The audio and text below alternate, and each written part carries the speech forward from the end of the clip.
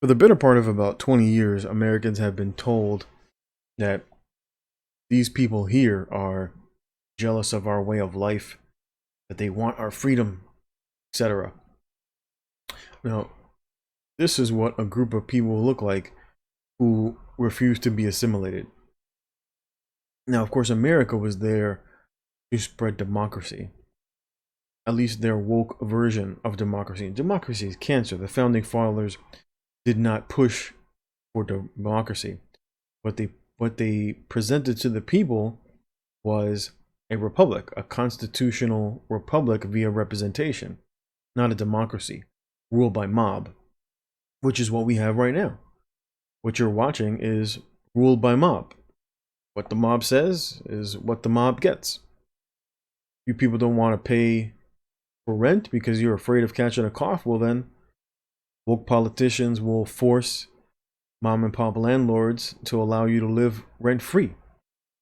If you want to defund the police and the woke mob protests, well, that's what you're going to get.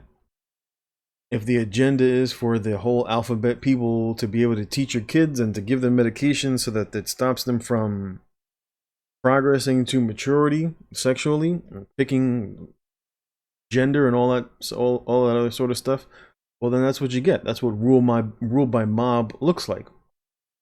And it's what basically America was trying to bring to places like Afghanistan, but they failed miserably for the better part of 20 years. The men put up a resistance. So Americans can learn, despite having inferior weapons, despite having no money, minimal amounts of money, despite, having inferior vehicles. These people not dressed like military men, really. People in a bunch of sandals and robes. And yet the superior American military could not put down this army. They were relentless and persistent in fighting for their freedom. Now, of course, the narrative is that these people are bad. They keep telling you that these people want your freedom. They refer to them as terrorists, and one man's terrorist is another man's individual who's fighting for freedom. You look at your military that goes out there and you think that they're out there fighting for freedom, that they're keeping you safe, when they're the ones that are terrorists in another people's land, trying to force them to accept democracy, or we're going to bomb the shit out of your country. That's why all those people that you saw chasing after the plane, those were the people who drank the Kool-Aid. Those are the people who drank the Kool-Aid. And they knew that when these men came back, that a lot of people were going to get the axe. Because these men don't play. They follow the old ways of doing things, of putting people to death, and you do it publicly. You set an example. Now, the whole point, if you look at what both America and Europe is now saying, they're both saying things, well, you need to be more inclusive, right? You need to have women in your government. You need to have, the gay people and the trans people and the LGBT. Taliban president. Would that still include women's rights and a democracy?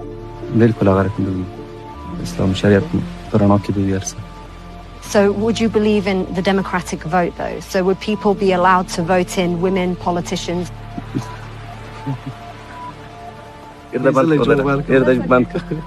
This, that, and the other community inclusive, and they're just like, yeah, we're not going to do that. These people, that's why the place literally collapsed with the moment America withdrew, because the people never assimilated. How are they able to seize the capital in a matter of hours? Is because the people were never going to go to war with their own people. Did some of them drink the Kool-Aid? Sure. They were the ones that were trying to hightail it out of there. You saw what both America and Europe did to them, leaving the vast majority of the people who drank the Kool-Aid. They left them there. A couple of them made it out, sure. They were more worried about getting their dogs out. They forget about the people that were there, their allies, right? Those individuals, they left them there. Most of those people are going to die. At least most of the men. The women, of course, they're going to keep. Women are a commodity.